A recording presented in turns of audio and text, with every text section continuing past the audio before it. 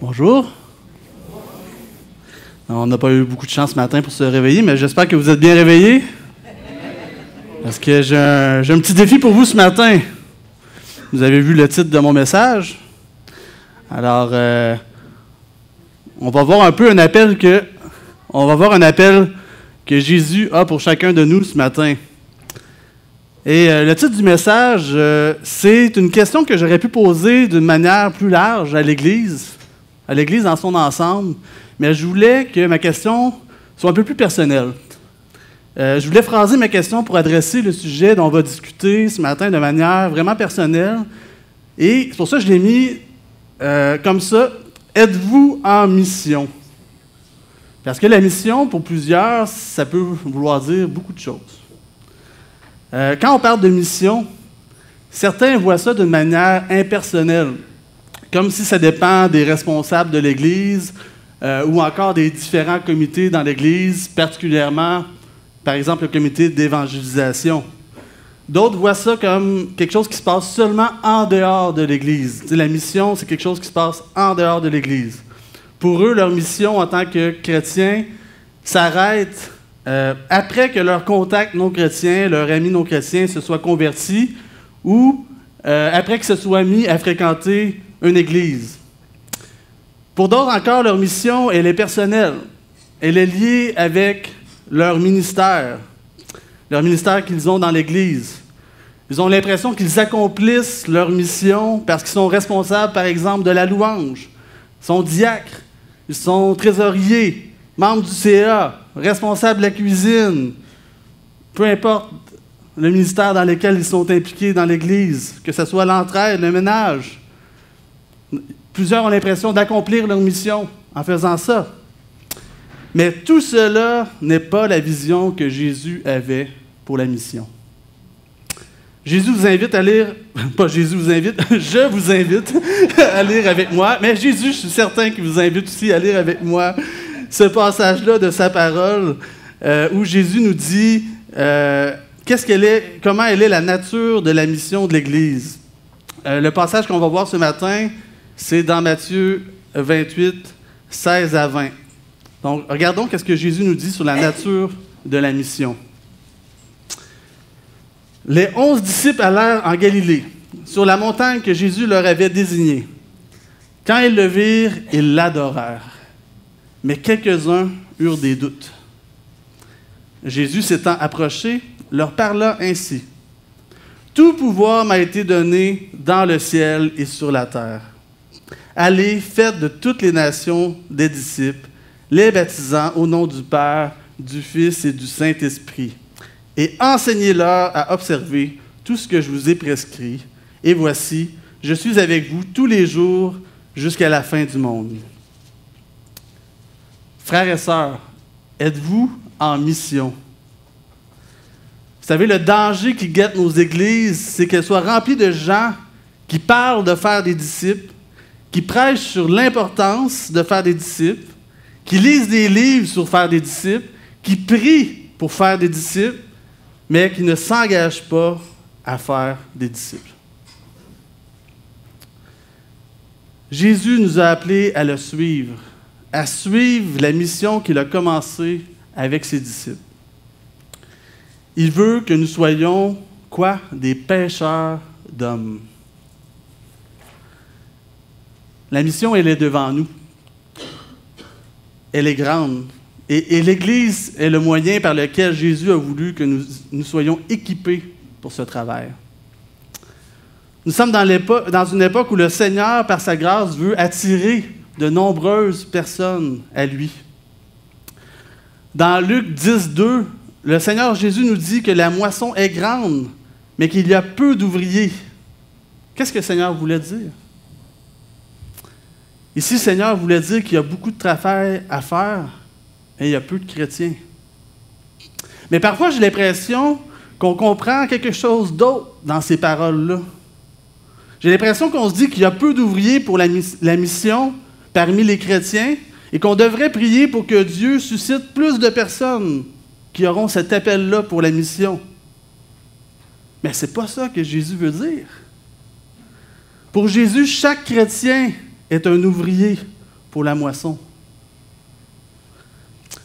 Et c'est peut-être une mission que vous trouvez difficile. C'est peut-être une mission qui vous rend mal à l'aise, qui vous fait douter de vos capacités à la faire. Et si c'est le cas, soyez rassurés, vous n'êtes pas les premiers. Et on voit ça aussi dans notre texte. Donc, on va voir ce matin comment devenir des chrétiens engagés dans la mission de faire des disciples. Premièrement, pour être engagé dans la mission, il faut être soi-même un disciple. On va voir qu'est-ce que ça implique.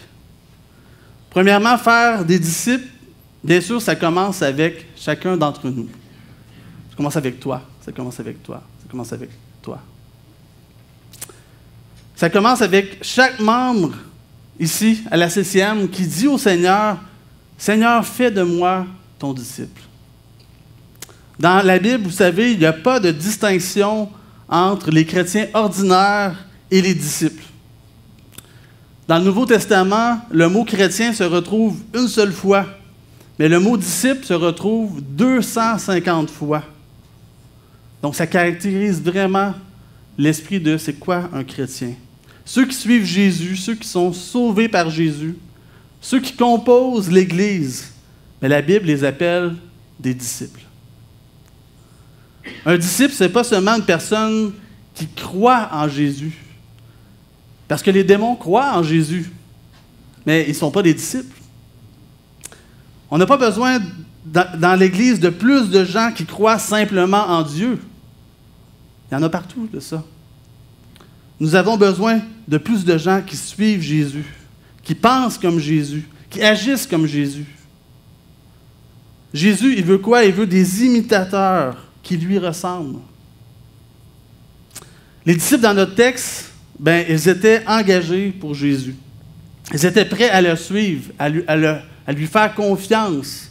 Ils se sont déplacés pendant sans doute une semaine pour se rendre justement à cette montagne-là, pour suivre leur maître qui était supposément décédé. Jésus avait changé leur vie, mais les disciples lui obéissaient, même après la crucifixion. Alors que Jésus leur demandait de se rendre en Galilée, là où tout avait commencé, pour le voir. Un disciple de Jésus, c'est ça. C'est celui qui persévère. C'est celui qui marche par la foi et qui garde les commandements de Christ jusqu'à la fin. Vous savez, un disciple, c'est pas seulement quelqu'un qui met sa foi dans la foi. Vous savez, c'est très populaire aujourd'hui, hein? Tant qu'on a la foi, mais la foi dans n'importe quoi.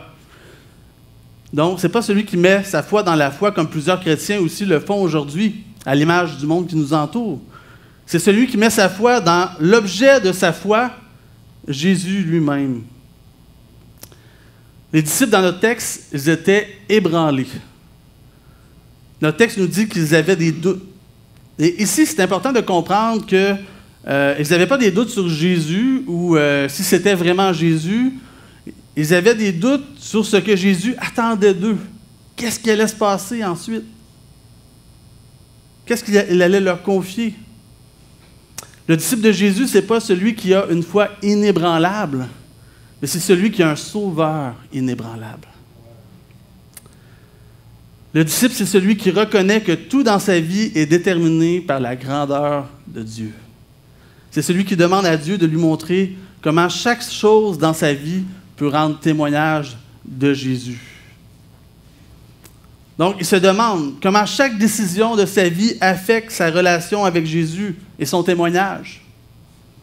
Est-ce que vous vous posez ces questions-là dans chacune de vos décisions de votre vie? Quand vous choisissez une maison, quand vous choisissez un automobile, un emploi, est-ce que vous vous demandez comment ça va affecter votre vie de disciple? Ça semble banal, mais chacune de ces décisions-là a des répercussions spirituelles dans votre vie. Demandons à Dieu de nous enseigner comment toutes ces choses qui peuvent nous sembler déconnectées de notre vie spirituelle peuvent plutôt nous servir pour la mission. Prions pour être de meilleurs disciples de Jésus. Donc, c'est notre premier point ce matin. Deuxième point, rejoindre les disciples. Pour devenir des chrétiens engagés, dans la mission de faire des disciples, nous devons aussi nous assurer que nous rejoignons les disciples de Christ. Un prédicateur a donné un jour cette illustration. À un certain endroit dans la mer des Caraïbes, il y avait souvent des naufrages. Alors, les autorités locales de cette région-là ont décidé de créer une petite station de sauvetage en mer pour venir en aide à ceux qui sont en détresse. Mais au début, la station était très petite, pas bien équipée. Alors, les sauveteurs n'avaient pas trop d'intérêt à rester à la station. Ils passaient tout leur temps en bateau à surveiller la mer. Ils étaient très efficaces dans leur travail. Mais à un moment donné, les sauveteurs ont voulu que leur station soit plus confortable. Alors, leur station est devenue vraiment belle, vraiment full equip. Par contre, qu'est-ce que ça fait? Ça a amené que les sauveteurs voulaient passer plus de temps dans leur station qu'en mer. Finalement, la station, elle a dû fermer. Elle était devenue désuète parce que les sauveteurs arrivaient trop tard maintenant sur les lieux des naufrages et ils étaient plus efficaces dans leur travail. Réfléchissons à ça. Faisons attention pour que notre Église ne soit pas comme cette station de sauvetage. Ne soyons pas des chrétiens qui sont trop confortables dans l'Église et qui ont arrêté de regarder dans la mer. Il ne faut pas penser que les gens viendront tous d'eux-mêmes à la station de sauvetage qu'est l'Église. On a besoin de rejoindre les gens. Et on a tous une certaine influence aussi autour de nous. Vos actions vont affecter les gens qui vous entourent, pour le meilleur ou pour le pire. Notre vie a un impact sur notre entourage, même si on est en bas de l'échelle, même si on ne se sent pas respecté, même parmi les autres autour de nous, nous pouvons avoir une influence par les dons que Dieu nous a donnés. D'après la Bible, un disciple de Christ forme d'autres disciples en les aidant à suivre Christ. Et réfléchissez à ça. Est-ce que c'est de cette façon que vous exercez votre influence? Nous devons être intentionnels dans notre manière d'influencer les gens. Et pour cela, nous devons avoir une vie orientée vers les gens, vers les autres.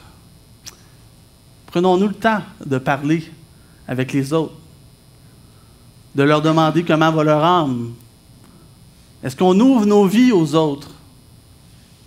Faire des disciples implique certainement de transmettre la connaissance de Dieu et de sa parole, mais ça ne se limite pas à l'enseignement magistral. C'est aussi quelque chose de tous les jours. C'est quelque chose qu'on doit faire à tous les jours. Si on est des disciples de Jésus, ça signifie qu'on va orienter nos vies vers les autres, comme Jésus le fait. Ça signifie que nous travaillons à leur bien. L'amour pour les autres est au cœur de la vie de disciple. Et nous visons à servir les autres pour Christ. Pourquoi? Parce que Marc 10,45 nous dit « Car le Fils de l'homme est venu, non pour être servi, mais pour servir et donner sa vie comme la rançon de beaucoup. » Donc, faire des disciples, c'est quelque chose d'actif. Ça demande d'entreprendre quelque chose. Ce n'est pas passif. Et ça peut être légèrement gênant. Donc, évidemment, on ne peut pas faire de tout le monde des disciples. On doit donc faire des choix parmi plusieurs personnes. Et nous devons discerner non seulement les gens qui ont besoin d'aide, mais aussi ceux qui savent qu'ils ont besoin d'aide et qui sont disposés à la recevoir. Parce que dans l'ensemble, nous ne devons pas perdre de temps non plus avec les personnes qui ne sont pas prêtes à accueillir favorablement l'enseignement. Parce que oui, ça, c'est sûr que ça va nous faire perdre du temps d'une certaine manière. Et ça, c'est vrai en dehors de l'Église comme dans l'Église. La première étape de la formation de disciples peut impliquer qu'on se lie d'amitié avec une personne non chrétienne. Nous lui expliquons l'Évangile, nous l'appelons à la repentance et à la foi, Et ça, c'est la première étape de notre mandat, dans notre texte de ce matin au verset 19. Faites de toutes les nations des disciples. Donc, ça demande de sortir de nos murs. Les baptisant au nom du Père, du Fils et du Saint-Esprit. Donc, une fois que la personne non chrétienne se repent, une fois qu'elle croit, bien, elle devrait être baptisée et considérée comme un membre de l'Église. Donc, nous avons vu que Dieu nous appelle à être des disciples nous-mêmes, puis, deuxièmement, à rejoindre ses disciples. Maintenant, nous allons voir que Dieu nous appelle finalement à développer des disciples. C'est quoi développer des disciples? Bien, c'est tout simplement de continuer d'aider un frère ou une sœur dans la foi à suivre Jésus. C'est simple. Bien souvent, nous pensons que le grand mandat que le Seigneur Jésus nous a confié s'arrête avec le baptême. Donc, nous voulons être de bons modèles de disciples pour les non-croyants, nous voulons les rejoindre, nous voulons les enseigner pour les amener à la conversion et au baptême, et puis cela s'arrête. Pourtant, ce n'est que la moitié du mandat qui nous est confié. Si nous arrêtons là, nous n'accomplissons pas la deuxième partie de notre mandat. Notre texte dans Matthieu 28-20 nous dit « Et enseignez-leur à observer tout ce que je vous ai prescrit. » Faire des disciples, dans son essence, ça consiste à enseigner. Ici, on parle d'enseigner à des croyants baptisés, parce que là, dans l'ordre, ils ont été déjà baptisés. Évidemment, on enseigne aussi aux non-croyants. D'une autre manière, on enseigne l'Évangile. Mais on continue d'enseigner aussi après le baptême. L'Église a un devoir collectif, certainement, d'enseigner ses membres. Et qu'est-ce que ça veut dire ici dans notre texte, enseigner? Bien, c'est enseigner avec des mots, c'est-à-dire ce qui nous est prescrit dans la Bible. Nous devons enseigner toutes les paroles que Jésus enseignait lui-même à ses disciples, et on doit enseigner toutes les paroles de la Bible, même parfois quand les textes sont plus difficiles. C'est ce que nous nous efforçons de faire ici à la CCM par des prédications à chaque dimanche. C'est ce qu'on essaie de faire aussi avec la formation continue à chaque dimanche. Mais nous avons aussi le devoir, chacun, de nous enseigner les uns les autres sur le plan interpersonnel. Il faut préciser que Jésus n'a pas simplement commandé à ses disciples d'enseigner. Il leur a demandé d'enseigner aux gens à obéir. Nous enseignons pas seulement avec nos mots, mais aussi avec notre vie entière. Une relation de formation de disciples nécessite bien plus qu'un enseignement académique comme celui du dimanche. Faire disciples, c'est de les inviter aussi à vous imiter, en faisant de votre foi en Christ un exemple à suivre. Par conséquent, nous devons être prêts à être observés et à inviter des personnes dans notre vie afin qu'elles puissent le faire.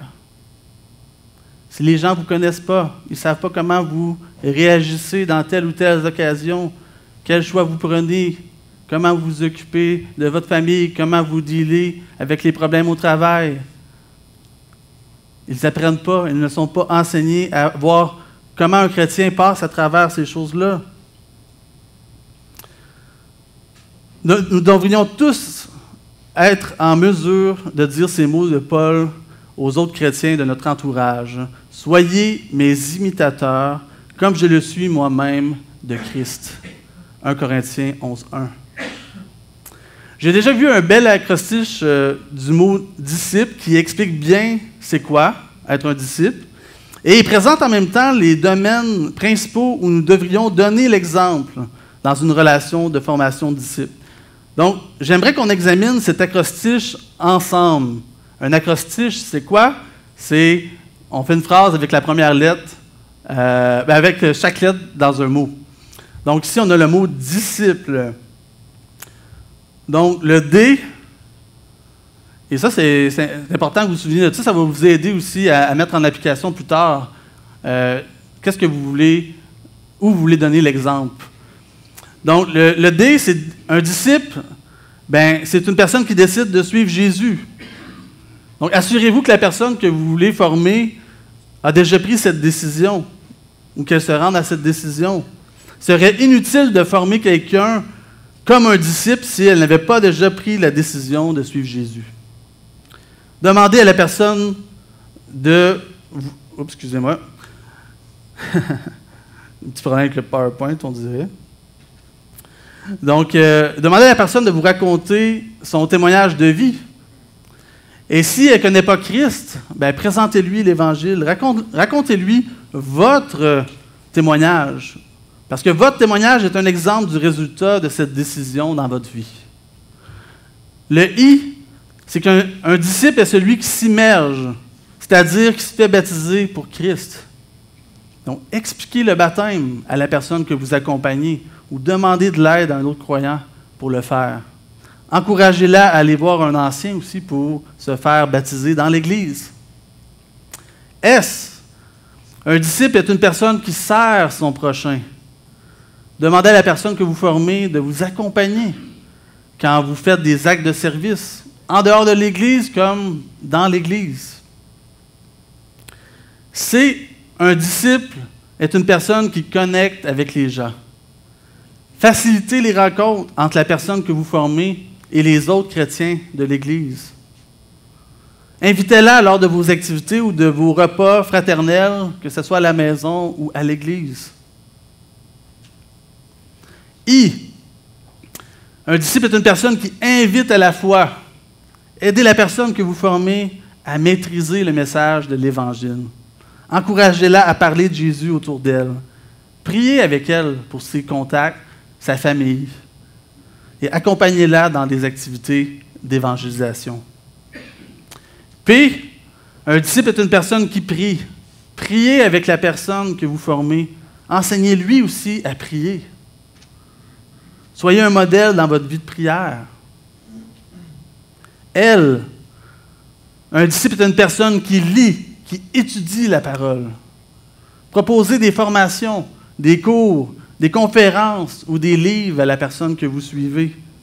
Amenez-la à aller plus loin dans sa lecture de la parole, en faisant des études aussi avec elle. E, un disciple est une personne qui s'engage dans l'Église. Soyez un exemple d'engagement dans l'Église. Soyez un membre actif de l'Église qui utilise ses dons pour le bien des frères et sœurs. Soyez persévérant aussi dans votre assistance aux réunions et encouragez la personne que vous formez à identifier et à mettre en pratique ses dons spirituels. Donc, cet acrostiche, c'est un excellent rappel de ce que Dieu nous demande en tant que disciples, ainsi de ce qu'il veut que nous nous encouragions à faire les uns les autres. Évidemment, la formation de disciples, ce n'est pas toujours facile. Vos invitations peuvent être déclinées, vos conseils peuvent être rejetés. Et il faut autant d'humilité pour être formé que pour former. Et je voudrais vous poser une question ce matin. À quel point est-ce que cela est facile ou difficile pour vous d'envisager de former un disciple de Christ? L'avez-vous déjà fait? Sinon, pourquoi? Nous avons vu que c'est notre appel à tous, mais pourtant, plusieurs sont mal à l'aise à l'idée de faire des disciples. Pourquoi? Parce que plusieurs doutent de leur capacité à faire ce travail. Dans notre texte, Jésus répond à nos doutes à travers de ce qu'il dit à ses disciples, qui doutent aussi. Et on va voir ça. Comment Jésus répond à nos doutes? Premièrement, Jésus répond à nos doutes en nous rappelant sa puissance. Au verset 18, on lit « Jésus s'étant approché, leur parlant ainsi, « Tout pouvoir m'a été donné dans le ciel et sur la terre. » Jésus, en disant cela, il leur dit qu'il est le Dieu créateur de l'univers. Ça veut dire qu'il n'y a aucun atome dans l'univers qui échappe à son autorité. Toutes les personnes sont entre ses mains. Même le cœur des rois et des puissants est comme de l'eau dans ses mains qu'il dirige comme il veut, nous dit le Proverbe 21:1. Daniel 7,14 nous dit que la domination de Jésus est une domination universelle et éternelle. On lit « On lui donnera la domination, la gloire et le règne, et tous les peuples, les nations et les hommes de toute langue le servirent. Sa domination est une domination éternelle qui ne passera point, et son règne ne sera jamais détruit. Jésus répond à nos doutes comment? En nous recentrant sur lui. Celui qui nous envoie en mission a le pouvoir de rassembler un peuple de toute langue et de toute nation pour l'éternité. Deuxièmement, Jésus répond à nos doutes en nous donnant une direction claire.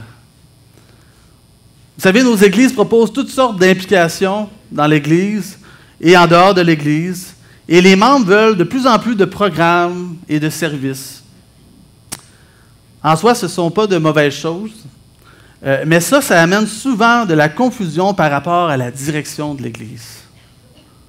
Souvent, les églises s'éparpillent un peu dans leur mission. Quelle est la direction que Jésus donne? Il donne une seule direction, un seul ordre. Quel est le seul ordre que Dieu donne à chacun de nous aujourd'hui lorsqu'il nous envoie en mission? Il dit, faites des disciples. L'idée est que peu importe ce que nous faisons, notre intention soit de faire des disciples. L'important, ce n'est pas seulement ce que vous faites pour le Seigneur, mais aussi qui est à côté de vous lorsque vous le faites. Jésus répond à nos doutes sur ce qu'on doit faire en tant que chrétien en donnant une direction claire à notre mission. Il nous dit clairement que le discipulat, c'est-à-dire faire des disciples qui font des disciples, est le plan de Dieu pour faire grandir son Église en maturité. Paul met ce modèle en évidence lorsqu'il dit à Timothée, dans 2 Timothée 2:2, « Et ce que tu as entendu de moi, en présence de beaucoup de témoins, confie-le à des hommes fidèles qui soient capables de l'enseigner aussi à d'autres. » Est-ce que vous prenez du temps dans vos occupations quotidiennes pour faire des disciples? Priez-vous pour que Dieu vous envoie un ou des disciples pour que vous l'aidiez ou les aidiez à suivre Christ? Peut-être que vous ne doutez pas de la puissance de Dieu pour accomplir le changement qu'il désire dans le cœur de ses disciples. Peut-être que vous ne doutez pas non plus de ce qu'il vous demande de faire par rapport à la mission, mais peut-être que vous doutez encore de vos capacités. Et troisièmement, Jésus répond à nos doutes par sa présence. Après avoir donné ses instructions à ses disciples pour leur mission, Jésus leur dit au verset 20b, « Et voici, je suis avec vous tous les jours jusqu'à la fin du monde. » Qu'est-ce qu'il voulait dire par là? Dans Actes 1:8, Jésus explique que les apôtres avaient besoin de recevoir le Saint-Esprit pour accomplir leur mission. Il dit ceci à ses apôtres juste avant de monter au ciel. « Mais vous recevrez une puissance, le Saint-Esprit survenant sur vous, et vous serez mes témoins à Jérusalem, dans toute la Judée, dans la Samarie et jusqu'aux extrémités de la terre. » La promesse de Jésus, c'est que la puissance de son Esprit, la puissance qui l'a ressuscité des morts et qui nous a ressuscité des morts, nous accompagne dans la mission qu'il nous a confiée. Et comment cette puissance-là agit?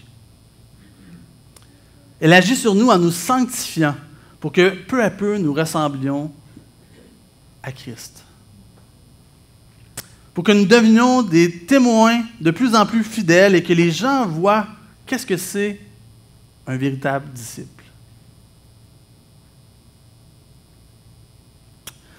La puissance de l'Esprit agit sur nous aussi en nous renouvelant, en renouvelant notre intelligence pour que nous soyons capables de témoigner. L'Esprit nous aide à comprendre et à exposer la parole de Dieu. Donc, si nous cherchons à vivre la puissance de Jésus dans nos vies, bien, nous devons accomplir ce pourquoi il nous a donné sa puissance, la mission. Vous cherchez la puissance de Dieu dans vos vies, accomplissez sa mission. Dieu va vous remplir de son esprit pour la mission. En conclusion, je vous invite à vous faire un plan pour entrer dans la mission que Jésus nous a confiée. Commencez par choisir une personne à former. Ça peut être un croyant qui est dans votre famille, ça peut être un membre de l'Assemblée. Mais sachez que la Bible enseigne dans l'Épître à Tite que les hommes forment des hommes et que les femmes forment des femmes. Bien sûr, c'est parce que ce genre de contexte-là développe bien souvent une forme d'intimité. La Bible accorde aussi de l'importance à l'âge dans ce type de formation-là. Mis à part certaines exceptions où le Seigneur appelle certains croyants plus jeunes au ministère, les hommes et les femmes plus âgés devraient former les plus jeunes. Nous devrions également faire un effort pour former des personnes qui sont différentes de nous. Puisque naturellement, nous sommes déjà proches de ceux qui ont notre profil dans l'Église. Bien, la formation de disciples, elle peut être un moyen de vous rapprocher de ceux qui sont différents de vous, afin de vous faire profiter de vos différentes expériences. Vous êtes déjà proches souvent et vous avez parfois même peut-être une certaine relation de formation, de disciple avec les gens qui sont autour de vous, mais allez plus loin. Allez chercher des personnes différentes. Vous allez gagner, ils vont vous enseigner et vous pourrez les enseigner. Vous avez différents profils, différentes expériences avec le Seigneur aussi. Donc, je vous encourage à faire ça. Finalement, puisque la Bible nous encourage à racheter le temps, c'est-à-dire à bien utiliser notre temps, c'est un principe qu'on voit dans Éphésiens 5, 16, choisissez de former quelqu'un qui est enseignable. Et choisissez aussi quelqu'un qui a un emploi du temps qui est semblable au vôtre. Ça va être tellement plus facile.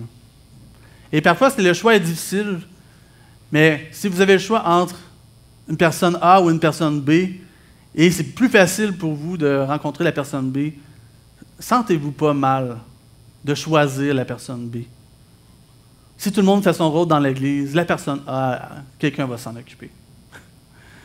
Aidez-vous à entrer dans la mission aussi. Bref, soyons sages et réfléchis lorsque nous choisissons les personnes à qui nous allons consacrer notre temps. Mais souvenons-nous que la providence de Dieu, elle dépasse parfois nos plans. Et Dieu met devant nous certaines personnes parfois. Donc, restez ouverts dans la prière. Prions. Demandons de la sagesse à Dieu, mais lançons-nous. Prions. Seigneur, merci pour tous les disciples que tu as appelés dans ton Église. Merci pour ces hommes et ces femmes qui te suivent. Je te prie ce matin pour que ton œuvre en nous s'accomplisse de jour en jour pour ta gloire. Et donne-nous de faire des disciples à ton image. Seigneur, viens briser nos doutes par ta puissance, par ta direction, par ta présence. Et sers-toi de nous pour guider les gens vraiment vers toi, mais aussi vers une vie d'obéissance et de sainteté. Sers-toi de nous pour démontrer ton amour les uns pour les autres. Utilise-nous pour consoler. Utilise-nous pour guérir. Aide-nous à accomplir la mission que tu nous as confiée pour ta gloire. Amen.